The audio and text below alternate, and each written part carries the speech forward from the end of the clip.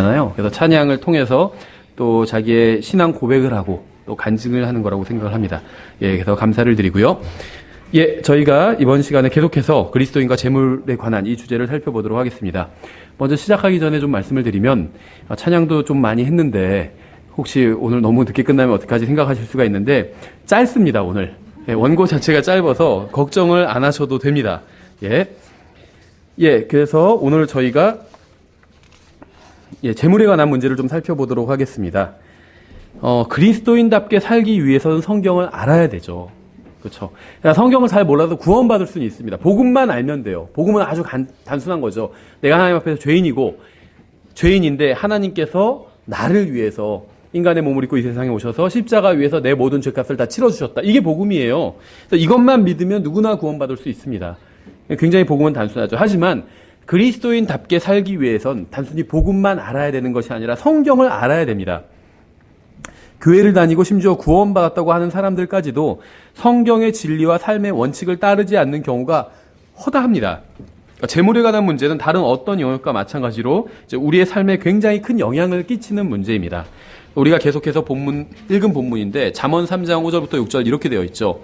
내 마음을 다하여 주를 신뢰하고 내 자신의 명철을 의지하지 말지어다. 내 모든 길에서 그분을 인정하라. 그리하면 그분께서 내 행로들을 지도하시리라. 우리는 모든 문제에 있어서 주님을 신뢰합니다. 가족 문제, 사업 문제, 영적인 문제, 경제적인 문제, 이런 모든 문제에서 주님을 신뢰합니다. 그래서 우리가 모든 문제에서 주님을 인정하면 주님은 우리의 길을 인도해 주실 겁니다. 주님은 항상 성경에 기록된 대로 우리를 인도해 주세요.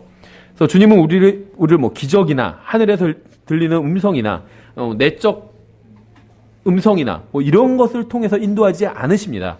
하나님의 말씀을 통해서 인도하세요. 아무리 내가 내적으로 그렇게 해야 될 것만 같다 느껴도 성경에 그렇게 하지 말라고 하면 그렇게 하면 안 되는 겁니다. 그렇죠. 그래서 성령님께서는 성경적으로 항상 인도해 주시기 때문에 주님은 항상 기록된 말씀을 통해서 우리를 인도해 주십니다. 만약에 내가 주님의 인도를 요즘 별로 못 받고 있는 것 같다 생각이 된다면 하나님의 말씀을 열심히 읽으셔야 돼요. 왜냐하면 주님은 기록된 말씀으로 인도해 주시기 때문에.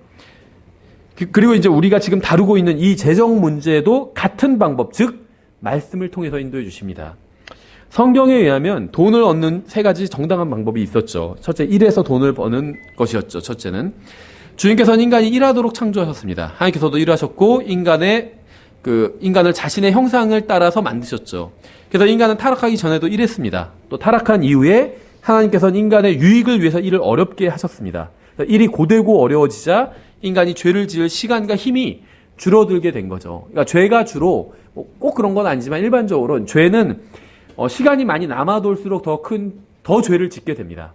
또 몸이 고달프고 일하느라 바빠서 시간이 없으면 죄 지을 시간도 없다는 거예요. 지금 먹고 살기 바빠 죽겠는데 죄 지을 시간이 사라지게 된다는 거죠.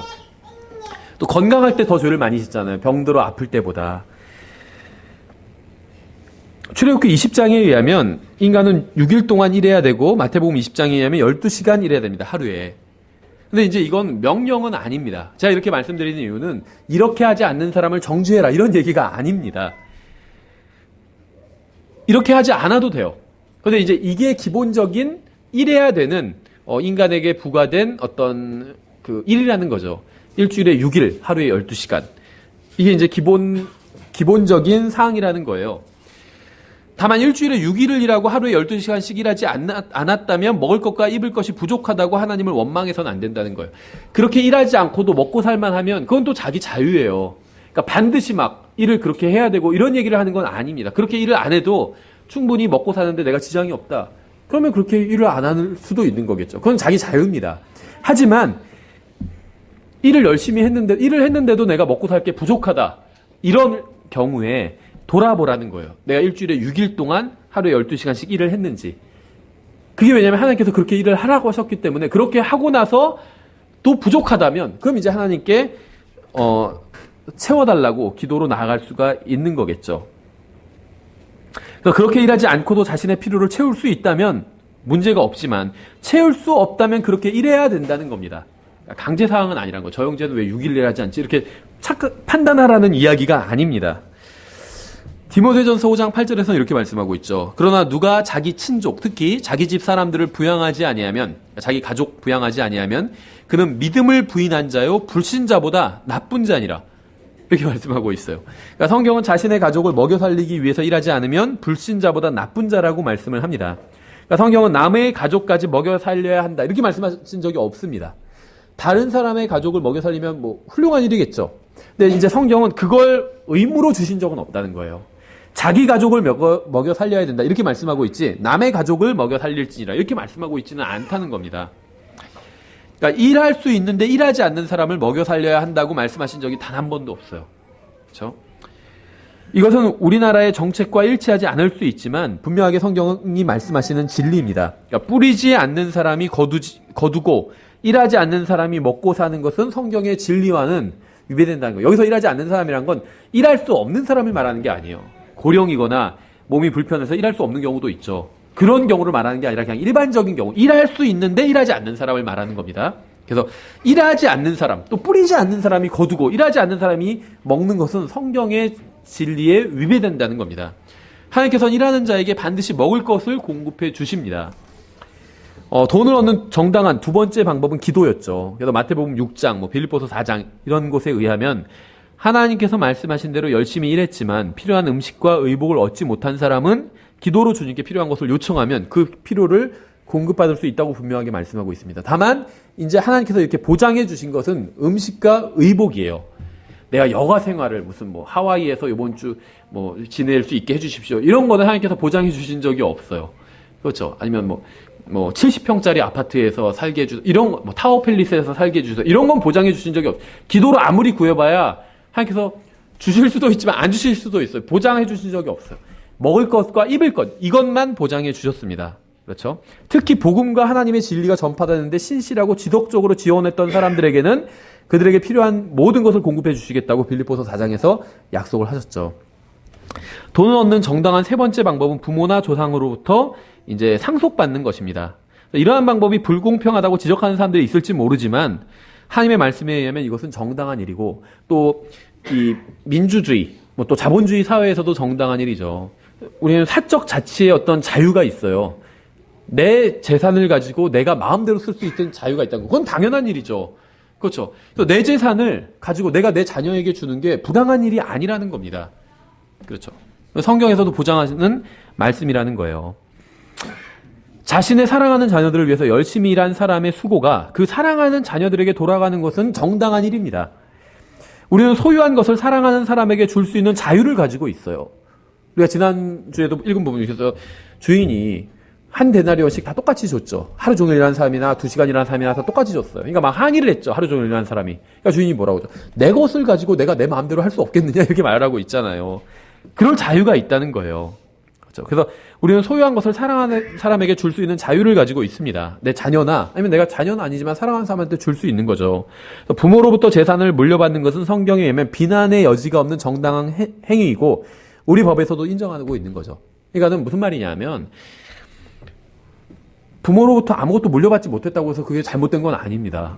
사정이 안 돼서 또 부모가 재산이 없어서 물려주지 못할 수도 있죠. 그럼 내가 물려받지 못할 수도 있어요. 그게 죄는 아니에요. 다만 제가 말씀드린 건 뭐냐면 다른 사람이 물려받았다고 해서 많은 재산을 그걸 함부로 정죄하고 판단하지는 말라는 거예요. 막 욕하고 그러지는 말라는 겁니다. 그건 잘못이 아니기 때문에. 우리는 돈을 바르게 사용하는 법에 대해서도 살펴봤죠. 우리는 번 돈을 가족을 위해서 사용해야 합니다. 또 그 교회, 하나님을 위해서 사용해야 되고 또 미래를 위해서 저축해야 되고 또 나를 위해서 일하는 사람에게 그 대가를 지불해 주어야 합니다. 그렇죠. 그러니까 공과금 같은 걸 잘 내야 된다는 거예요. 나에게 가스를, 수도, 또 전기, 음식 이런 걸 나에게 주는 사람에게 그에 합당한 대가를 지불하는 게 맞죠. 일꾼이 그 삭슬 받는 게 당연하니라 이렇게 말씀하고 있잖아요. 나에게 가스를 어떤 일꾼이 제공해 준 거예요. 그럼 내가 그 대금을 내야 된다는 거죠. 만일 누군가 나에게 약속한 노동을 제공해 주었는데 나는 그 대가를 지불하지 않는다면 이것은 공평하지 않은 저울과 같은 것이고 주님 앞에서 굉장히 가증한 행위입니다. 주님께서 공평하지 않은 저울은 가증하다고 말씀하셨잖아요. 잠언에. 누군가 나에게 노동을 제공해 줬어요. 그럼 나는 미리 계약을 했죠. 나는 그만한 대가를 지불하기로. 그 사람은 제공해 줬는데 난 대가를 지불하지 않아요. 이건 불공평한 저울이라는 거예요. 주님 앞에서 아주 가증한 것이고.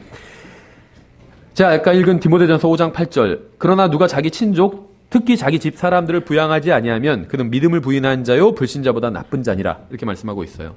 하나님의 말씀에 따르면 자신이 지불해야 하는 합당한 대가를 지불하지 않는 사람은 아무리 스스로 그리스도인이라고 주장해도 자신의 가정을 돌보는 무슬림이나 무신론자나 이단들보다 나쁜 자입니다. 여러분의 가족을 돌볼 책임은 다른 사람이 아닌 여러분에게 있어요. 여러분의 가족에 대한 책임은 교회나 정부나 사회나 이웃이 아닌 여러분 자신에게 있습니다. 그러니까 교회가 누구를 도와줄 수도 있고 정부가 도와줄 수 있고 사회가 도와줄 수 있고 이게 나쁘다는 게 아니에요. 할 수 있어요. 충분히. 좋은 일이에요. 훌륭한 일이고. 그렇잖아요. 하지만 내 가족을 돌봐야 될 책임은 나에게 있다는 거예요. 나에게. 다 각자에게 있다는 겁니다. 만약 가족을 부양할 수 없다면 결혼해서 가정을 이뤄서는 안 되는 거예요.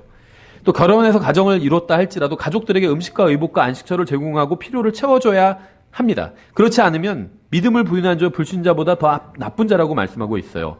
그러니까 이러한 말이 좀 불편하게 들릴 수도 있지만 분명한 성경적 사실입니다. 만약 결혼했는데 가정에 필요한 것을 충분히 채우지 못한다면 이를테면 공과금이나 세금을 납부하지 못하거나 필요한 음식이나 의복이나 주거지를 마련하지 못한다면 아이를 낳아서는 안 되겠죠. 왜냐하면 여러분의 아이에 대한 책임은 다른 누군가가 아닌 여러분이 져야 되기 때문에 내 아이를 먹일 책임은 나에게 있지 다른 사람이 그 책임을 가지고 있는 것이 아니라는 거죠. 교회나 정부나 친척이나 사회나 부자들이 아닌 여러분이 그 책임을 져야 됩니다. 아이 둘을 키울 수 있는 재정 상황이 아니라면 하나만 낳아야 돼요.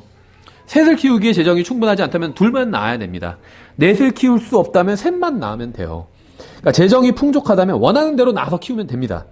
그러니까 진정한 성경적 기독교는 단순히 교리를 믿는다고 하는 고백이 있는 것이 아니라 말씀대로 실행하며 사는 것에 있기 때문이에요. 내가 낳았다면, 그렇죠. 내가 결정해서 그렇게 낳았다면 거기에 대한 책임을 져야 된다는 거예요. 왜냐면 내 아이들에 대한 부양 책임이 남한테 있는 게 아니라 나에게 있기 때문에 그렇죠.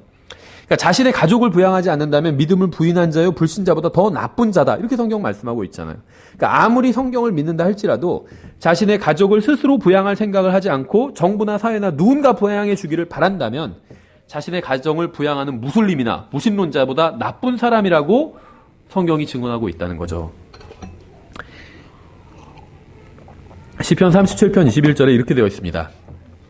사악한 자는 빌리고 갚지 아니하나 의로운 자는 긍휼을 베풀고 주는도다. 근데 이제 좀 빌리는 문제에 대해서 저희가 좀 살펴보려고 합니다. 이 빌리는 것은 굉장히 현대사회에서 광범위하게 이제 사용되고 있잖아요. 빌리고 갚지 않는 것이 왜 악한 일일까요?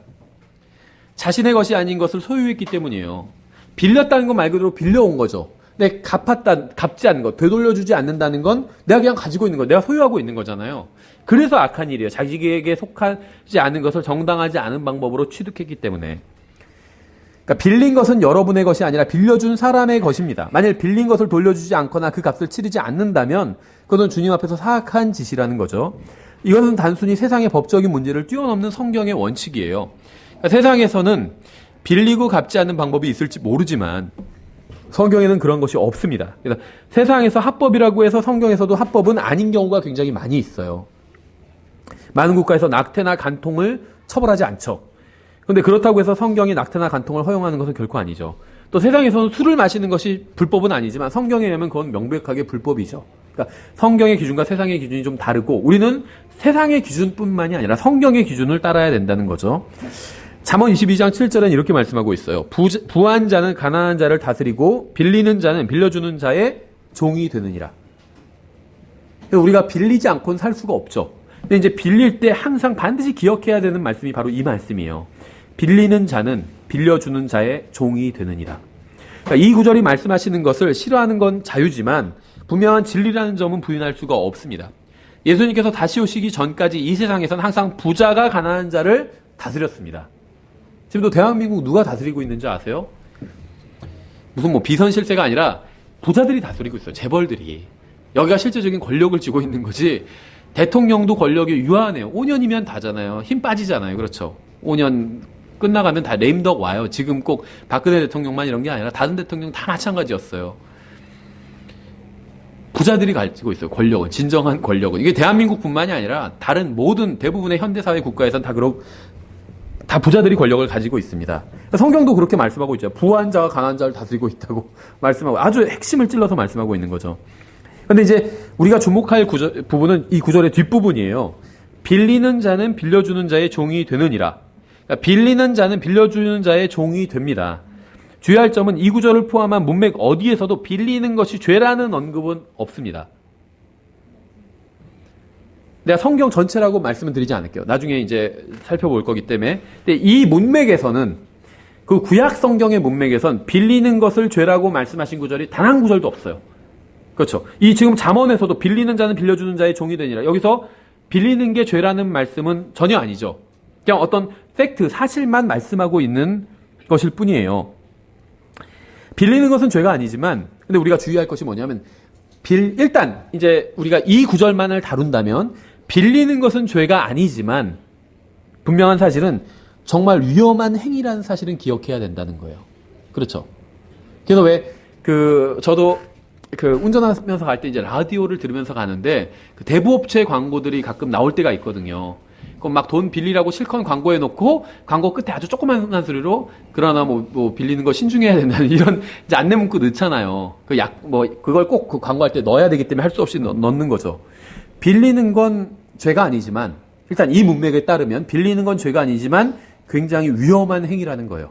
자칫하면 가정이 망할 수도 있고 또 국가도 망할 수도 있어요. 다른 데서 외채 잔뜩 끌어다 쓰면 국가가 부도날 수도 있잖아요. IMF가 국가 부도잖아요. 개인이 망할 수도 있고.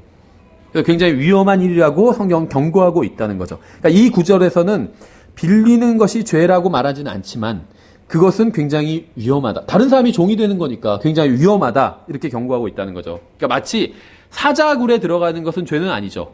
근데 굉장히 위험한 행동이에요. 그러니까 빌리는 것이 이렇다는 거예요.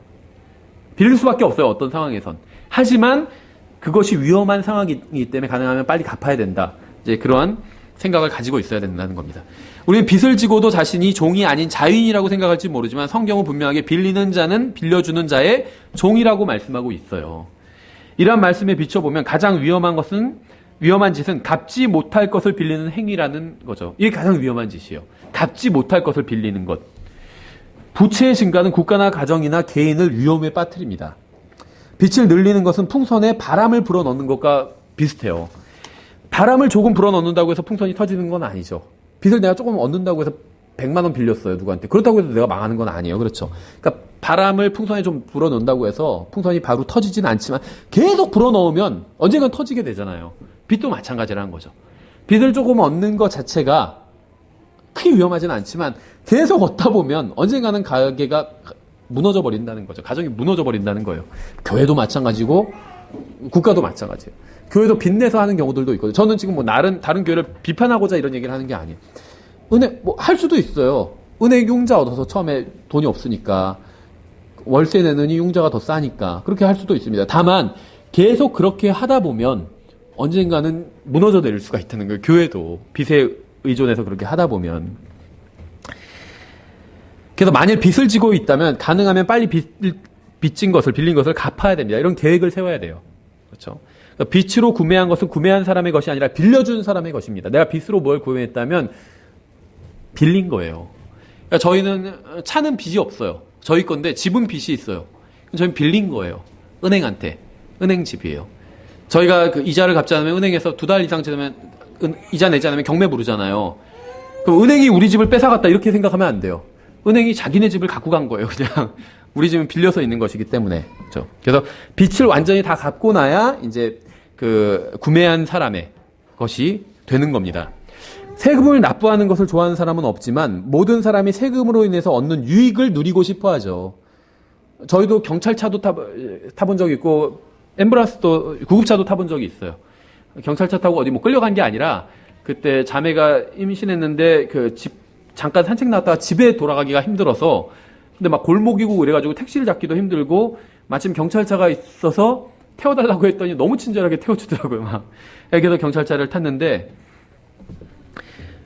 세금을 우리가 내고 이제 경찰이나 아니면 소방관이나 구급대원한테 도움을 받는 경우가 있잖아요.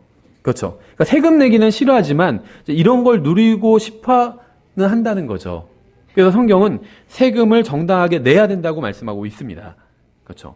그러니까 공과금, 세금 이런 것을 내는데 돈을 사용해야 된다는 거예요. 아까워하면 안 된다는 겁니다.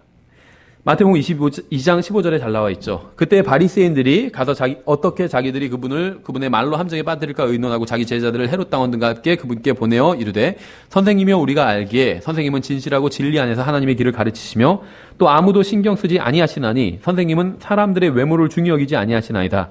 그런즉 선생님은 어떻게 생각하시나이까? 우리에게 말씀해 주소서. 카이사르에게 공세를 바치는 것이 율법에 맞나이까 맞지 않나이까 하거늘 예수님께서 그들의 사악함을 아시고 이르시되 너희 위선자들아 너희가 어찌하여 나를 시험하느냐 공세의 돈을 내게 보이라 하시매 그들이 데나리온 하나를 그분께 가져오거늘 그분께서 그들에게 이르시되 이 형상과 이 위에 쓰인 글이 누구의 것이냐 하시니 돈에는 보통 그 인물들이 그려져 있잖아요. 그들이 그분께 이르되 카이사르의 것이니다 하매 그때 그분께서 그들에게 이르시되 그런즉 카이사르의 것들은 카이사르에게 하나님의 것들은 하나님께 바치라 하시니 그들이 이 말씀들을 듣고 놀라며 그분을 떠나 자기들의 길로 가니라.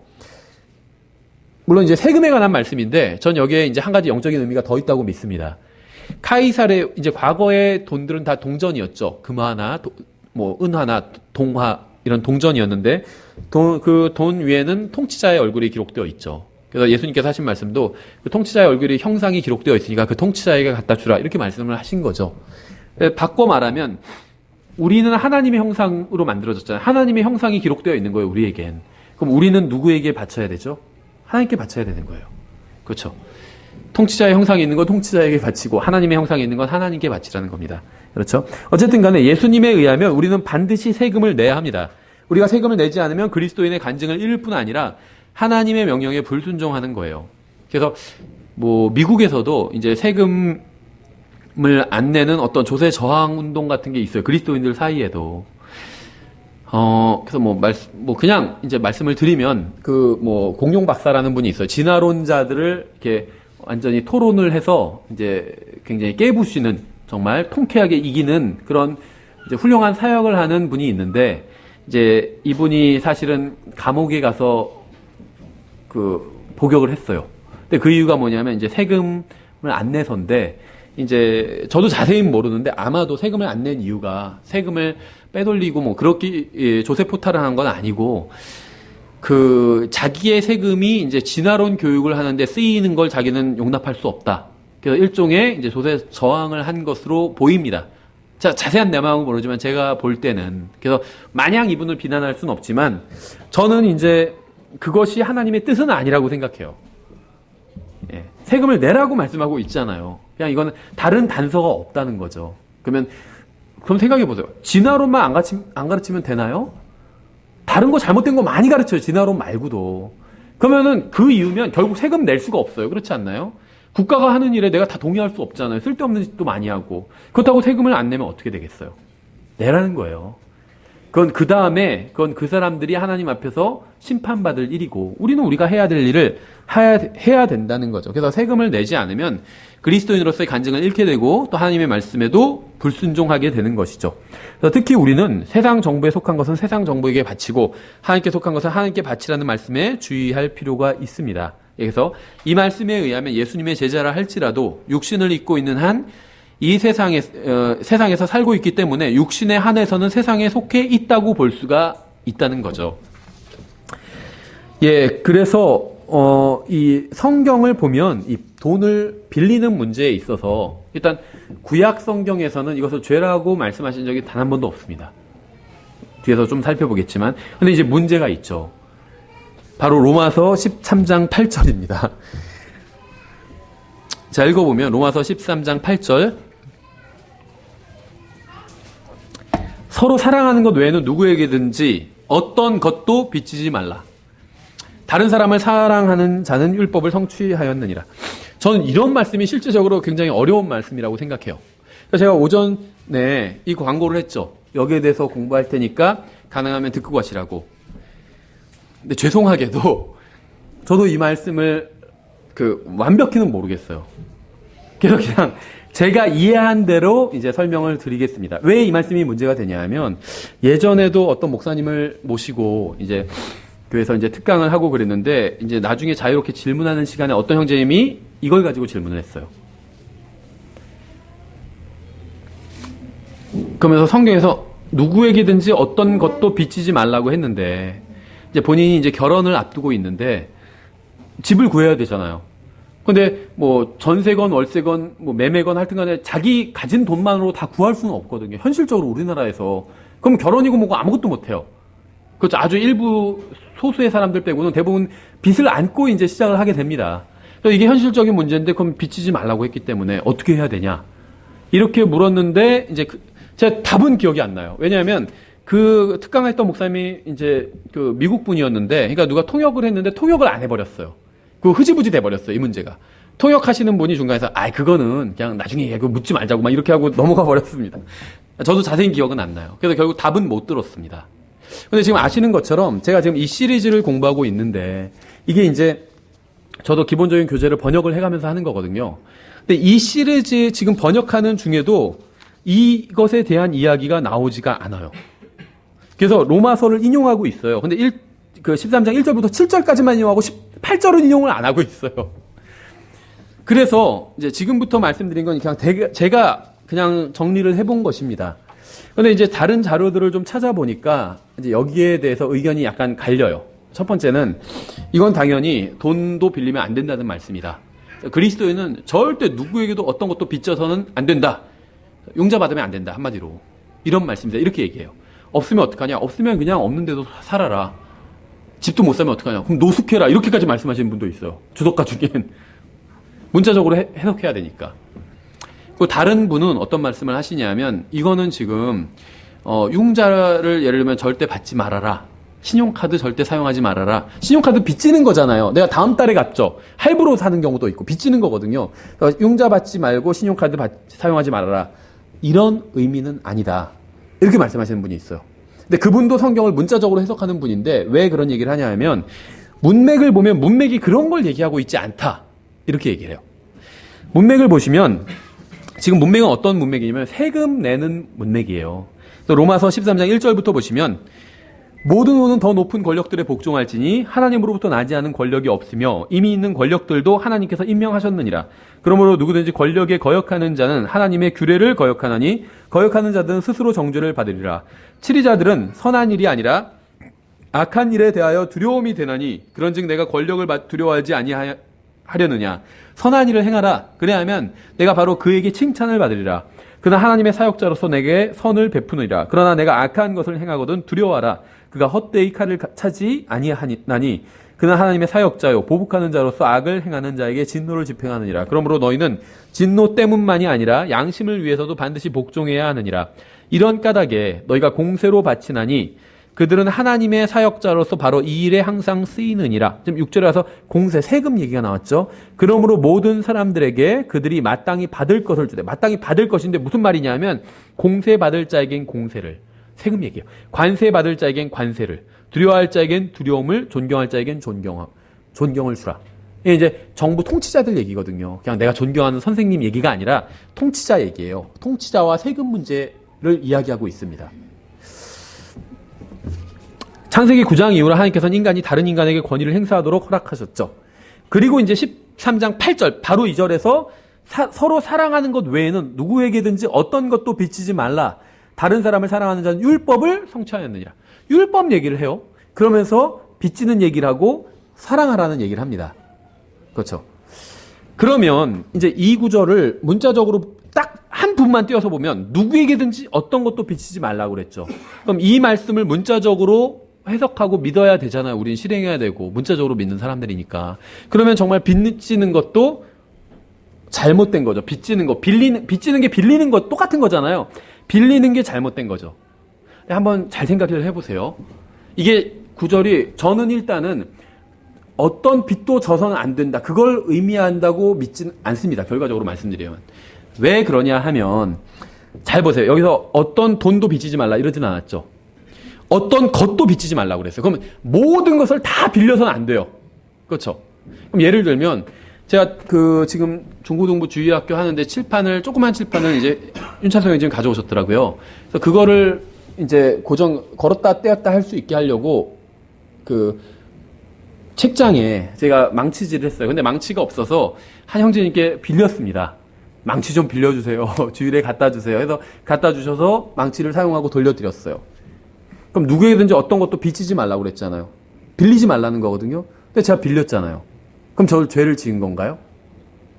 아니, 문자적으로 한번 적용해서 생각해 보세요. 망치를 빌리지 말라고 했는데 빌렸잖아요. 교회에서 주일학교가 좀 더 잘하게 하기 위해서. 근데 그게 죄인가요? 별로 비난받을 만한 죄가 아닐 것 같죠. 그러니까 이 문맥은 지금 그런 얘기가 아니라는 겁니다. 근데 이제 왜 그런지 제가 좀 설명을 드릴게요.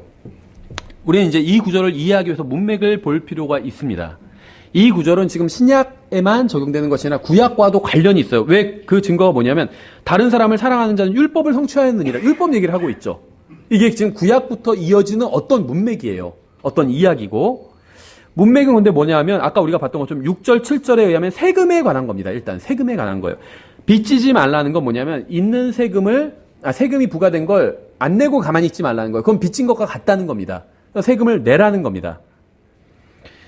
아마도 로마서의 독자 중에는 그리스도인이 이 세상 정부를 위해서 세금을 내야 하는지라는 의문을 가진 사람이 있었을 겁니다. 아까 제가 그 공룡 박사님 예를 든 것처럼 이 진화론을 가르치는 세상 정부에 내가 세금을 내야 하는가 이런 의문을 가지고 계셨던 거거든요. 충분히 그렇게 의문을 가질 수 있는 사람들이 있다는 거죠. 그 사람들에게 사도 바울이 지금 답을 주고 있는 거예요. 그렇죠? 지금도 그런 사람들이 있고, 그래서 이 세상의 신은 마귀이고 그리스도인은 이 세상이 아닌 하늘나라에 속한 사람들이기 때문에 세금을 낼 필요가 없다고 생각하는 사람들이 있습니다. 그런 사람들에게 바울은 구원받은 사람들도 세금을 내야 한다고 가르치기 위해서 로마서 13장을 기록했어요. 아무리 정부가 사악한 정부라 할지라도 세금은 내야 된다는 거예요. 생각해보세요. 이때 바울이 지금 활동할 당시에 정부는 네로 황제가 수장으로 있는 게 정부였어요. 지금과는 정부 형태가 다르지만 어쨌든 간에 네로 황제의 권력을 잡고 있었습니다. 그런데도 세금을 내라고 말씀하고 있잖아요. 세금을 내야 하는데 내지 않는다면 그건 정부에 빚을 지는 겁니다. 그래서 빚을 지고 갚지 않으면 소송하고 강제 집행을 할 수 있는 것처럼 내야 할 세금을 내지 않으면 강제 집행을 할 수가 있어요. 그렇죠. 세금 안 내면 가만히 있지 않죠, 정부에서. 강제 집행에 가요. 내 소유물을 경매를 불러서 그 세금을 가져간다는 거예요. 따라서 문맥은 다른 사람에게 물건을 빌리지 말라거나 대출을 받는 것은 죄라는 의미가 아니라 마땅히 내야 할 세금을 내지 않으면 잘못이라는 의미라고 일단은 봐야 됩니다. 이제 이것만으로 아직 좀 부족하죠. 생각하기가. 제가 이제 이게 빌리는 것이 죄라는 얘기가 절대 아니라는 이제 근거를 더 대볼게요. 만일 빌리는 것이 잘못이라면 빌려주는 것은 잘못일까요? 아닐까요? 잘못이죠. 빌리는 것이 죄인데 내가 빌려줌으로 그 사람이 죄를 짓게 하는 거잖아요. 그러니까 이 로마서 13장 8절은 빌리는 게 죄다 이런 말씀을 하는 게 저는 절대 아니라는 거예요. 그렇다고 해서 제가 만약 빌리는 거 죄하니까 마음껏 빌리고 쓰십시오. 제가 그런 얘기를 하는 건 아닙니다. 분명한 전제는 뭐냐면 빌리는 건 죄는 아니지만 굉장히 위험한 행동이라고 말씀을 드렸죠. 계속 빌리다 보면 결국 그걸 감당하지 못해서 파산할 수가 있기 때문에. 그렇죠. 그래서 빌리는 건 죄는 아니지만 계속 빌리는 것 자체는 위험한 행동이란 걸 인식하고 있어야 된다는 거예요. 그래서 빌렸다면 마지못해 빌릴 수 있잖아요. 제가 예를 들면 돈이 없어요, 하나도. 근데 갑자기 그 가족이 막 아파서 입원해야 돼요. 병원비를 내야 되는데 돈이 하나도 없어. 그럼 어떻게 해요? 돈 있는 사람한테 빌려야 될 거 아니에요. 그냥 죽게 내버려 둘 수는 없잖아요. 근데 거기서 빌려주려는 사람이 너는 빌리면 죄야, 안 빌려줄 거야. 이러면은 그거는 말이 안 되잖아요. 그렇죠? 그러니까 빌리는 것 자체는 죄가 아니에요. 다만 매우 위험한 일일 수 있기 때문에 가능하면 빨리 갚아야 된다는 거죠. 그렇죠. 그런데 이제 우리가 좀 더 적극적으로 나가서 왜 빌리는 로마서 13장 8절에도 불구하고 왜 빌리는 게 죄가 아닌지를 좀 더 생각을 해보자는 겁니다. 논리적으로 빌리는 것이 죄라면 빌려주는 것도 죄라는 겁니다. 그렇죠. 근데 성경은 어디에서도 빌리는 것이 죄라고 말씀하시거나 빌려주는 것이 죄라고 말씀하신 적이 한 번도 없어요. 그렇죠. 내가 죄를 안 져도 다른 사람이 죄를 짓게 하면 그것도 죄잖아요. 내가 빌리지 않아도 내가 누군가에게 빌려주면 그 사람이 나에게 빌림으로써 빌리는 죄를 짓게 되는 거잖아요. 근데 성경은 그렇게 말씀하고 있지 않다는 겁니다. 그래서 성경은 어떤 것도 빌리지 말라고 말씀하고 있지는 않다는 거예요. 그러니까 그게 죄라고 말씀하고 있지는 않다는 겁니다. 그렇죠. 근데 또 주목할 점이 뭐냐면 단지 돈만 빌리지 말라고 말씀하시는 것이 아니라 어떤 것, 즉 어떤 것이란 말은 거꾸로 하면 모든 것이란 말이 됩니다. 그렇죠. 어떤 것도 빌리지 말라 이 말과 모든 것을 빌리지 말라 같은 의미죠. 어떤 것은 모든 것이 돼요. 그렇죠. 그러니까 어떤 것도 빌리지 말라고 성경 말씀하고 있어. 돈만 빌리지 말라 이렇게 말씀하시는 거잖아요. 이 말씀을 가지고 대부분의 제가 검색을 해봤어요. 검색을 해봤더니 대부분 한국 분들이 쓴 건 다 돈 얘기예요. 돈 빌리지, 대출 빌리면 받으면 위험하다. 아예 그러면서 대출 받지 말아라 이렇게 쓰신 분들도 꽤 많아요. 일반 개신교 목사님들도. 그런데 여기서는 돈 얘기, 돈도 포함이죠. 거센. 근데 어떤 것이에요? 모든 것을 빌리지 말라는 겁니다. 그렇죠. 그럼 어떻게 되죠? 만일 로마서 13장 8절이 정말 우리가 무엇인가를 빌려주고 빌려오는 것에 관한 말씀이라면 망치를 빌리는 것도 잘못이고 교회 건물을 빌리는 것도 잘못이에요. 우리 교회도 지금 빌린 거잖아요. 건물을. 우리가 산 게 아니죠.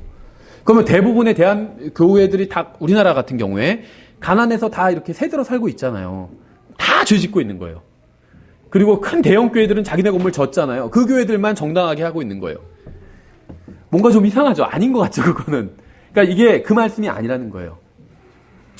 만일 로마서 13장 8절이 정말 물건이나 돈을 포함해서 무엇이든 빌려서는 안 된다는 것을 의미한다면 이 구절은 성경에서 그러한 것을 가르치는 유일한 구절이 됩니다. 근데 우리가 성경 해석 방법에서 공부할 때 어떤 구절이 성경 해석의 유일한 구절이라면 그것을 가지고 교리를 세워서는 안 된다고 말씀을 드렸죠. 성경에서요, 빌리지 말라는 구절은 유일해요. 로마서 13장 8절밖에 없어요. 그래서 이것을 가지고 교리를 세우면 안 된다는 거예요. 왜 안 되냐면 성경은 성경으로 비교해야 되는데 비교할 성경 구절이 없어요. 나머지 모든 성경 구절들은 빌려도 된다고 말씀하고 있어요. 빌리는 게 잘하는 것이다 이런 말씀은 아니에요. 다만 빌리는 것이 죄는 아니라고 말씀하고 문맥 어디를 제가 이제 몇 군데 문맥을 보여드릴게요. 문맥 어디를 봐도 빌리는 것이 죄라는 말씀은 없다는 겁니다. 여기서만 빌리지 말라고 명령하고 있다는 거죠. 그럼 이 구절 하나만을 가지고 교리를 세울 수는 없다는 거예요. 그렇죠. 그런 식으로 하면 고린도전서 15장에 나온 죽은 자들을 위해서 받는 침례 이거 갖고도 교리 세워야 돼요. 근데 그 구절 갖고 무슨 교리를 세우겠어요? 교리 못 세워요. 그러니까 어떤 교리를 세울 때 그 한 구절만이 유일한 근거일 땐 거기서 스탑해야 돼요. 그냥 그걸 가지고 교리를 세워서는 안 된다는 겁니다. 이 구절을 제외하고는 성경 어디에서도 빌리는 것이 죄라고 말씀하신 적이 없습니다. 잠언 22장 7절의 경우도 그래요. 부한 자는 가난한 자를 다스리고 빌리는 자는 빌려주는 자의 종이 되느니라. 이 구절은 앞부분과 뒷부분이 대꾸를 이루고 있죠. 부유한 것이나 가난한 것이 죄가 아니죠. 부자라고 해서 죄가 아니에요. 잘못된 방법으로 재산을 형성했다면 죄지만 부자라는 것 자체가 죄가 아니에요. 또 가난한 것도 죄가 아닙니다. 여러 가지 어려운 일이 생겨서 가난해질 수도 있어요. 가난한 건 죄가 아니에요. 그렇죠? 근데 부유한 것이나 가난한 것이 죄가 아닌 것처럼 빌리는 것이나 빌려주는 것은 죄가 아닙니다. 대꾸를 읽고 있기 때문에. 그래서 이 구절의 목적은 정죄하기 위함이 아니라 경고하기 위함이에요. 돈을 빌리는 사람 다 가난한 사람 돈을 빌릴 수밖에 없어요. 근데 그걸 막 정죄하고 있지 않다는 거예요, 성경이. 다만 경고하고 있다는 거예요. 계속해서 그렇게 빌리다가는 언젠가 위험해질 수 있다. 이런 경고를 주는 게 잠언 22장 7절인 거죠. 제가 왜 지금 구약 성경을 지금 인용하냐면 빌리는 문제에 대해서 신약에서 다른 곳에서는 안 나와요. 로마서 13장 8절밖에. 그럼 이제 구약에서 주로 나오는데 저는 지금 구약 성경이 그리스도인들의 삶의 지침이다 이렇게 말씀드린 건 아닙니다. 다만 어떤 것이 있냐면 성경에 어떤 개념이 나오잖아요. 그럼 이 개념이 성경에서는 거의 일관되게 사용되고 있어요. 예를 들면 상속이라는 개념이 나오면 항상 좋은 거예요. 그렇죠? 그런 식으로 어떤 개념이 나오면 항상 어떤 개념이 처음에 긍정적으로 사용되면 계속 긍정적으로 사용됩니다. 부정적으로 사용되면 항상 부정적으로 사용해요. 근데 성경 어디서도 빌리는 것이 죄다 이렇게 정죄하시는 말씀은 없어요. 믿지 않는 자들, 음행하는 자들, 간음하는 자들, 빌리는 자들이 모두 정죄를 받아요. 이렇게 말씀하신 적 없다는 겁니다. 빌리는 자는 정죄의 목록에 들어가지 않아요. 그렇죠? 그래서 성경은 단 한 번도 빌리는 자가 죄를 짓고 있다 이렇게 말씀하지 않으셨다는 겁니다. 그리고 이제 결정적인 게 어떤 것이 있냐면 예수님께서도 빌려주고 빌리는 것을 자주 비유의 소재로 사용을 하셨습니다. 마태복음 18장이나 누가복음 7장이나 누가복음 16장에서 비유를 들어서 설명하시면서 빌리는 이야기를 하신다는 거죠. 만일 빌리는 것이 죄라면 종들에게 빌려주고 회개보고하는 왕도 죄인이요. 마태복음 18장에서 왕이 종들에게 빌려주고 갔다가 회개보고를 시킵니다. 그럼 종들이 막 회개보고를 해요. 그런데 여기서 마태복음 18장에 여기서 나온 왕이 누구를 상징할까요? 예수님 상징하고 있어요. 근데 예수님이 빌려주신다는 거예요. 그럼 빌리는 게 죄라면 죄를 짓도록 하신 게 된 거죠. 예수님이. 그러니까 빌리는 것은 죄가 아니에요. 그러니까는 이 마태복음 18장, 누가복음 7장, 16장의 비유 중에 빌려주는 행위나 빌리는 행위 모두 단 한 번도 악한 행위로 등장하지 않는다는 겁니다. 여기서 악한 건 뭐냐? 돈을 빌려서 이것으로 수익을 냈어야 되는데 전혀 수익을 내지 않는 거. 이걸 악하다고 하셨지 빌린 것 자체가 악하다고 안 하셨다는 거죠. 또 빌려주시는 분은 하나님이시고 생각해 보세요. 빌리는 게 악한 거라면 우리가 하나님께로부터 지금 빌려서 사용하는 게 얼마나 많이 있어요. 이건 악한 게 아니라는 겁니다. 또 율법에서도 빌려주는 것에 관한 법이 기록되어 있는데 이러한 것을 죄라고 하지 않습니다. 출애굽기 22장과 신명기 15장에서 빌리는 것에 관한 법이 있어요. 그래서 만약에 누가 빌려주거든 담보물을 잡으라. 출애굽기 22장에서 이렇게 말씀하고 있어요. 그래서 담보물을 전당보처럼 담보물 잡으라는 거예요. 그래서 그 사람의 옷이나 뭐나 갖고 있는 걸 담보로 잡되 그렇지만 해가 지도록 그 담보를 계속 가지고 있지 말라는 거예요. 그렇잖아요. 그 다음에 그게 없으면 잘 때 못 얻고 자요. 그러니까 밤에 해가 지면 담보물 돌려주라는 거예요. 낮에 다시 담보물 가지고 있으라는 겁니다. 그러니까 뭐냐면 빌려주는 것에 관한 법을 말씀하고 있다는 거죠. 근데 이렇게 얘기하면 어떤 분은 그건 구약 성경 아니냐? 신약에서는 빌려주지 말라고 했다. 이렇게 생각하실 수도 있는데 그런 차원이 아닙니다. 뭐냐면 제가 처음에 말씀드린 어떤 개념이 성경에 한번 나오면 긍정적으로 나오면 계속 긍정적으로 사용돼요. 예를 들면 십계명이 신약 성경에 그대로 다 반복됩니다. 부모 공경하라고 똑같이 부모 공경하라고 있어요. 십계명과 신약이 일치하는데 단 하나만 빠져 있습니다. 뭐죠? 안식일에 관한 계명이잖아요.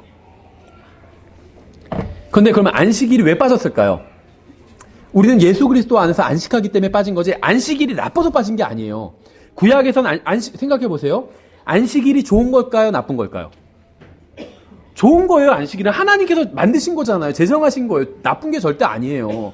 좋은 걸 만들어 놓고 그걸 누리라고 말씀하셨어요. 안식일을.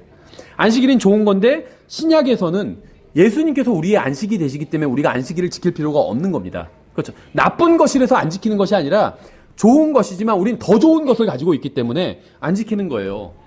그렇죠. 그러니까 구약과 신약의 차이를 잘 하셔야 돼요.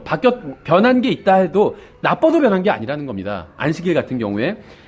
빌려주는 것도 이 빌려주는 것에 관한 이 개념도 변하지 않았다는 거예요. 신약에서. 나쁠 수가 없다는 겁니다. 이 빌려주는 행위 자체는. 그래서 구약의 율법을 신약의 그리스도인에게 적용할 수는 없습니다. 다만 성경에 나온 개념의 성격을 볼 필요가 있다는 거죠. 그래서 성경에 어떤 개념이 등장하면 그 개념이 일관적으로 사용이 됩니다. 그래서 긍정적으로 사용된 것은 계속 긍정적으로 사용되고 부정적으로 사용된 것은 계속 부정적으로 사용됩니다. 그래서 우리는 빚지는 것을 신중을 저는 빚지는 게 괜찮다 얘기하는 게 아니에요. 하나님께서 그것이 죄라고 말씀은 하지는 않으셨지만 우리가 신중해야 될 필요는 있다는 겁니다. 성경은 분명하게 가진 것으로 만족하라고 말씀하고 있어요. 따라서 우리는 가능하면 빚을 지지 말아야 합니다. 하지만 모든 빌리는 행위와 빌려주는 행위가 죄라고 결론을 내리는 것은 이것도 성경적이지 않다는 거예요. 예수님도 빌려주셨고 그 비유를 보면 빌리는 것 자체 빌리는 행위를 한 사람 자체를 빌리는 행위 자체를 책망하지 않으셨다는 거예요. 빌려놓고 나중에 여러분 보세요. 마태복음 18장, 누가복음 7장, 누가복음 16장 다 빌리는 얘기가 나와요. 그런데 빌려줘 놓고 주인이나 왕이 빌려줘 놓고 빌린 것 자체를 가지고 책망하고 있지는 않다는 거예요. 다만 빌린 것을 가지고 왜 장사해서 남기지 못했냐 이걸 책망하고 있는 것이지 빌려준 게 이제 이걸 우리가 영적으로 적용하면 여기서 하나님께서 우리에게 맡겨주시고 가신 달란트 이게 우리의 어떤 은사겠죠. 그럼 그렇게 만다면 우리가 은사를 빌린 거예요. 내 게 아니라는 거예요. 내가 받은 은사를 막 자랑할 필요가 없죠. 생각해 보세요. 차를 빌려놓고 차 자랑하면 사람들이 뭐라고 생각했어요? 무슨 페라리 같은 거 빌려놓고 내 차 봐봐 대단하지? 빌려온 거거든 하면서 자랑하면 속으로 한심한 친구 이렇게 생각하겠죠. 자기 차도 아니고 빌린 차 갖고 자랑하겠네 이렇게 생각하겠죠. 마찬가지예요. 우리는 주님께 달란트를 받았는데 빌려받은 거예요. 이걸 주님께 돌려드리는 방법은 이걸 사용해서 주님을 섬기는 겁니다. 주님의 백성들을 섬기는 거예요. 자랑하는 것이 아니라 봐라. 내가 얼마나 설교를 잘하는지 은사가 대단한지 이거는 어리석은 일이라는 거죠. 예, 그래서 로마서 13장 8절에도 불구하고 빌리는 문제에 대해서 대충 일단은 정리가 되셨죠. 성경에서 이 빌리는 행위가 개념 자체가 적극 장려하고 있지는 않지만 죄는 아니라는 겁니다. 죄는. 그래서 빌리는 것이 죄는 아니지만 빌렸다면 가능하면 빨리 갚아라 라는 게 성경의 결론이라는 것을 알 수가 있습니다. 예, 몇 가지만 더 살펴보면 누가복음 19장 22절에서 그가 그에게 이르되 사악한 종아 내 입에서 나오는 말로 내가 너를 심판하리니 너는 내가 말하지 않은 것을 가져가고 뿌리지 않은 것을 거두는 엄한 사람인 줄로 알았도다. 그러면 어찌하여 내가 내 돈을 은행에 넣어두지 아니하였느냐. 그리하였더라면 내가 올 때 이자와 함께 내 것을 요구하였으리라 하고. 그러니까 주님에 의하면 돈을 은행에 넣어두고 이자를 받는 것은 잘못이 아니면 오히려 정당한 일이죠. 지금 주님께서 이 악한 종을 책망하시는 게 왜 내가 빌려준 돈을 은행에 넣어놓지 않았냐. 은행에 네가 넣어놨으면 내가 이자까지 받지 않았겠냐. 이렇게 말씀하시는 거잖아요. 근데 은행에 돈을 넣어주는 걸 다른 말로 하면 뭐죠? 빌려주는 거예요, 은행에. 내가 은행에서 빌릴 때도 있고, 은행에 돈을 넣어주는 건 은행이 나에게 돈을 빌리는 거예요. 그래서 그걸 또 다른 데 은행이 투자하고 사용하잖아요. 그럼 주님의 말씀에 의하면 내가 돈을 빌려주는 행위는 죄가 아닐 뿐더러 오히려 장려사항이에요. 돈을 빌려주래요. 저축하라는 거죠. 저축은 장려사항이에요. 그리스도인은 저축할 필요가 없어. 그냥 주님을 믿는 믿음으로만 가면 돼. 천만의 말씀에 저축하라고 그랬잖아요. 왜 은행에 돈을 넣어주지 않았느냐 이렇게 말씀. 우리가 가지고 있는 돈 중에 주님의 것이 아닌 게 있나? 다 주님께로부터 받은 거예요.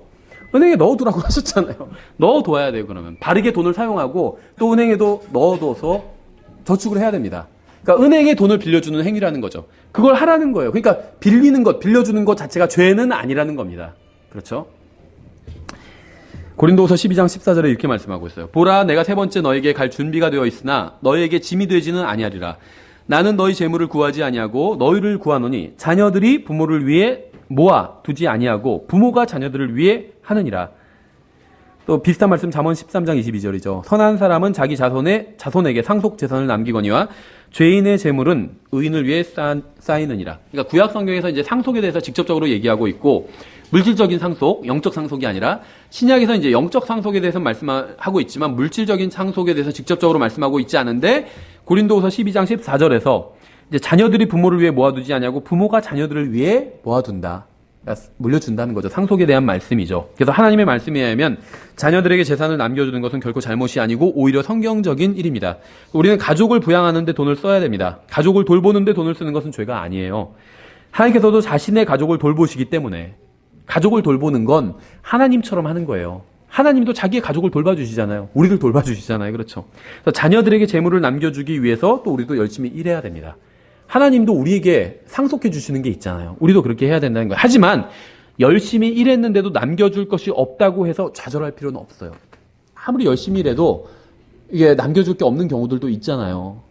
좌절할 필요 없다는 거예요. 자녀들에게 예수 그리스도를 알려주고 그분과 사귀는 방법을 알려준다면 이 세상 그 무엇과도 비교할 수 없는 가장 소중한 것을 남겨준 거예요. 몇백억을 남겨준 것보다 훨씬 더 가장 중요한 걸 남겨준 거예요. 그렇죠. 100년 후에 문제가 되는 것은 오직 예수 그리스도를 아는가, 그렇지 않은가, 이거밖에 없습니다. 우리가 겪는 경제적인 문제, 우리한테 지금은 심각하죠, 이것이. 근데 우리가 겪는 경제적인 문제 중에 아무것도 100년 후에는 문제가 되지 않을 거예요. 우리가 예수 그리스도를 알고 그분의 말씀대로 사는가라는 문제보다 더 중요한 문제는 없습니다. 만일 이거보다 더 중요한 문제가 있다고 생각한다면 철저하게 마귀와 세상과 육신에게 속은 거예요. 우리가 이 세상에서 사는 동안 경제적인 문제는 분명 중요합니다. 그러나 가장 중요한 문제는 아니에요. 우리가 주님의 말씀에 순종하며 가장 중요한 것이 무엇인지 잊지 않는다면 어떠한 상황에서도 만족할 수 있을 겁니다. 그렇죠? 그래서 오늘 여기까지 살펴보고 계속